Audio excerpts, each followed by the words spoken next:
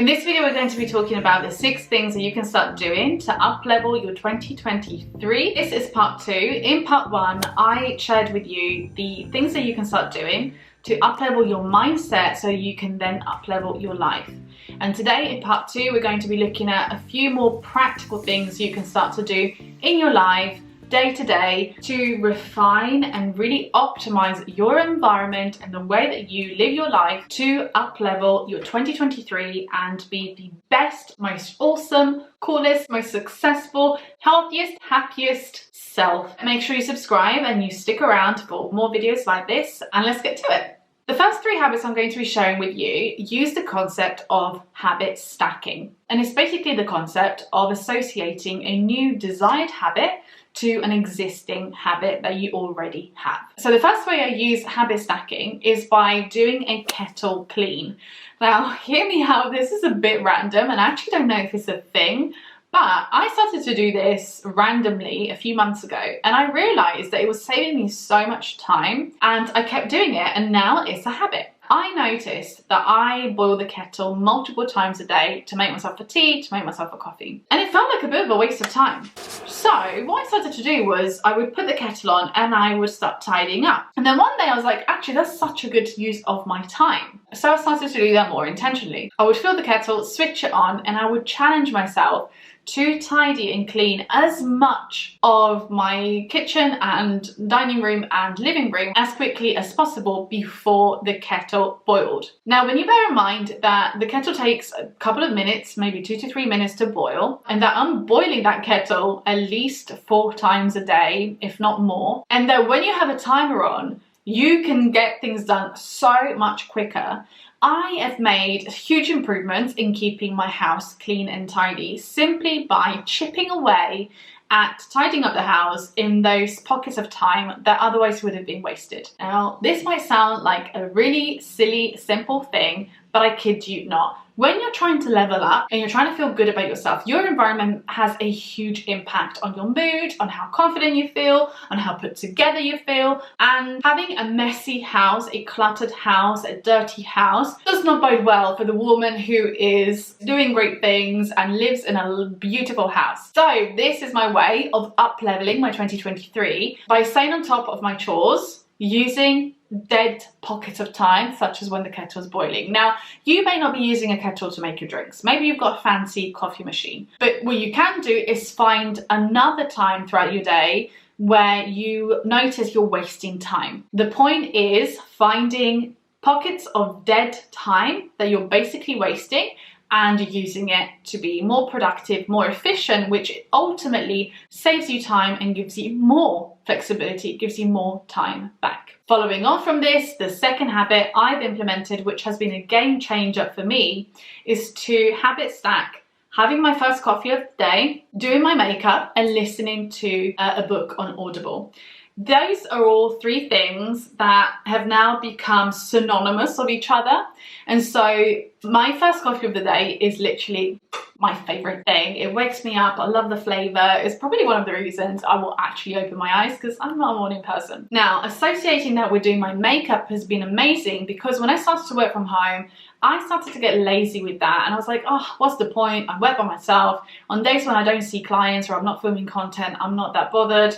And I started to kind of let myself go. And I don't know about you guys, but when you're on a mission to up-level the out of your life, you need to feel good about yourself, right? You need to feel confident. You need to feel beautiful. You need to feel worthy. You need to feel strong. And for me, not for everybody, and if it's not the case for you, that's absolutely fine. But for me, that means looking my best. It means feeling like I am put together. So I started to do my makeup every single day, or at the very least most days. And then I started to notice that whilst I was doing my makeup, I would mainly listen to music or nothing at all. And it takes me about 10-15 minutes to do my skincare, do my makeup. And again, that was kind of empty time that I could use to my advantage. So I started to listen to books whilst I do my makeup. And it's such a great way for me to start my day, number 1, consuming content that is actually enriching me rather than driving me into the comparison cycle. Number 2 is firing up my head to think about interesting concepts and interesting things. I'm learning. And so it's become a habit. And I do that both when I'm doing my makeup with my coffee, and the other time I have habit stacked listening to Audible books is when I'm driving. And this way I've been able to get through personal development books and business books that would normally take me, you know, a couple of weeks, a few weeks to get through, and I'll get through them in a couple of days or max a week. Habit number 3, which again is a habit stacking habit that I've implemented in my business and has helped me so much, is to associate tagging and categorizing my emails with reading my emails. I remembered that I used to do this when I worked in my corporate role, when my work inbox had hundreds of emails that needed to be dealt with on the daily. And the way I used to overcome the overwhelm and be super efficient and get a lot of stuff done was to categorize everything. So I have different colors for different actions that need to be associated with the email. So for me, it will either or mostly be need to deal with or waiting for a response. Everything else either gets filed or gets deleted. If it's left in my inbox, I know that if it has the need to deal with tag and I color code it, it means I need to take action on it. So it's waiting for me to do something, and it will go on my to-do list. But even if I don't check my to-do list and I'm in my inbox and I know that I've got 2 to 3 items that require my attention, or I am waiting for a response from someone else. So maybe I've sent a reply to somebody and I want to remember that I'm waiting, I need to get a reply from them. So that if I don't receive a reply, I know to chase it up. Now, when I worked in corporate, I would have to take that to the next level, which was also diarising emails and kind of diarising when I was going to deal with them. So that if they weren't urgent, they weren't clogging up my inbox and making me feel like, you know, I had the longest to-do list to get through. Now my inbox is a lot quieter. I don't get that many emails, to be honest with you, but I've still retained the habit of categorizing them so that visually straight away I know what needs to be dealt with in my inbox and what doesn't, which makes me very efficient in my work. So still my habit, implement it and thank me later. Now, habit number 4, 5 and 6 are not habit stacking habits, but these are habits that I am making a point to implement in my life in 2023 because I am on that mission to up-level every area of my life. And I'm on a mission to make a lot of things happen this year. And I know that these 3 things are key in me setting up my environment so that I am more likely to achieve the level of success and fulfillment that I desire. So the next habit is now habit number 4, and this is a habit for me to go out and work in places other than my house. Now, this may not apply to all of you. I work for myself, I have my own business, so I spend an awful lot of time in this office with my dogs and no one else. I'll see my husband in the evenings, but he's got a very busy schedule, does a lot of sports, and I will see, you know, maybe family and friends at the weekend. But during the week, it's me, myself and I, and even on days that I have clients, they are on Zoom, so I don't get that interaction. So one of the ways I'm going to level up my social interactions this year is by going to co-working spaces, working from cafes, or booking myself into events, workshops that are in person and that are, for example, in London. I can get into London very easily with the train. I'm very fortunate in that way.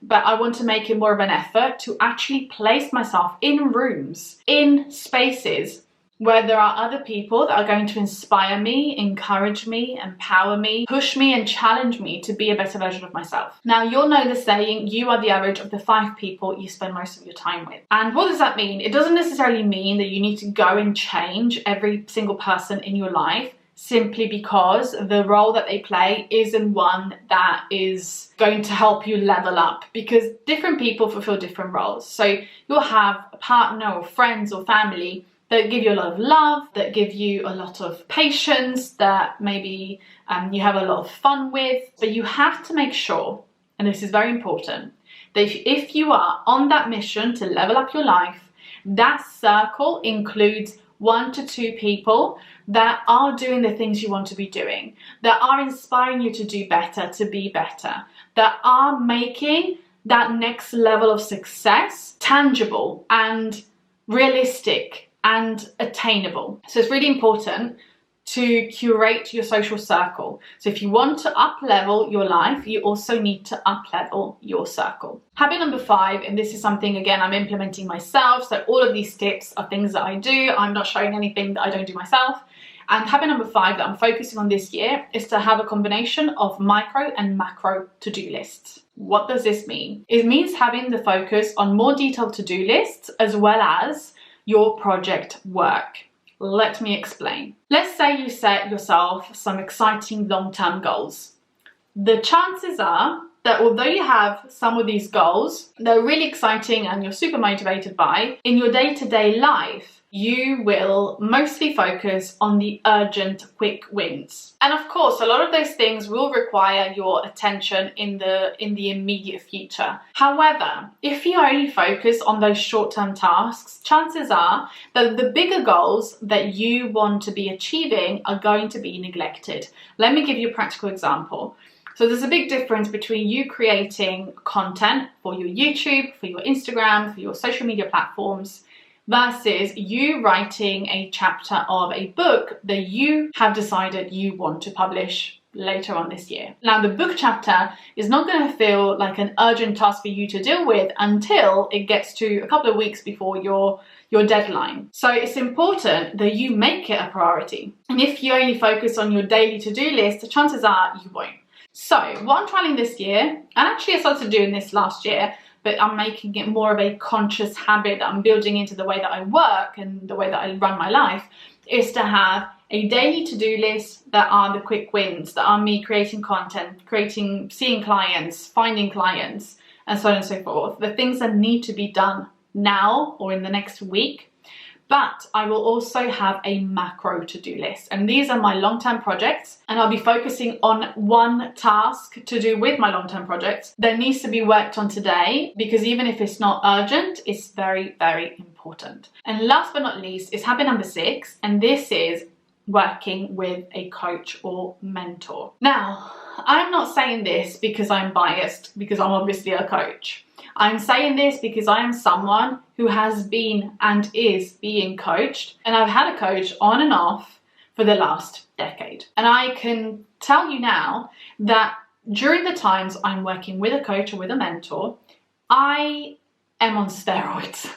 I'm so focused on the level of me I want to be, on the things I want to do, on the goals I want to achieve, on the identity I'm building for myself, on the way I want to feel about myself, working through my own mindset blocks, working through my own limitations, and actually making me a priority. This is what it comes down to when you work with a coach or with a mentor. You are making yourself a priority. You are making doing the inner work and your own work a priority, as much as, if not more, than focusing on everything that you produce for the outside world. For example, I'm a mindset coach. So when you work with a mindset coach, you're getting into the habit of challenging your thoughts, becoming aware of your thoughts, of changing your routines, changing your habits, taking action, getting intentional, setting goals, making plans.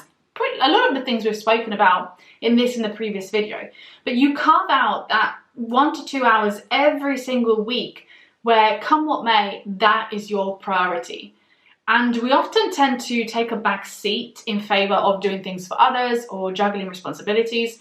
And what we fail to understand is that unless you are nurturing yourself and nurturing your goals and your ambitions, you're not just letting yourself down, but you're also stopping yourself from actually living the life you want to live and being the person you want to be for others. So getting into the habit of investing in yourself in some shape or form is habit number 6. And that I would specifically encourage you to think about if you are in that phase of life, if you've entered that era where you want to make your progress, make your well-being, make yourself and the life that you dream of having a priority. Like I mentioned, and if you're new around here and don't know this, I am a mindset coach. That is what I do. That's my business. That's my job. And I've been doing it for over a decade. So if you're interested in maybe finding out the ways that I could support you, I will leave the links in the description box. Feel free to check them out and reach out if you are so inclined. But I hope this video was helpful. Let me know in the comments if you want to see any other particular videos. I had so many more habits and tips that I wanted to share with you, and I really had to cut them out because this video would have been so long. Let me know if you're going to implement any of these habits into your life, or if you already have, and how that is going, and I'll see you here in the next one. Bye!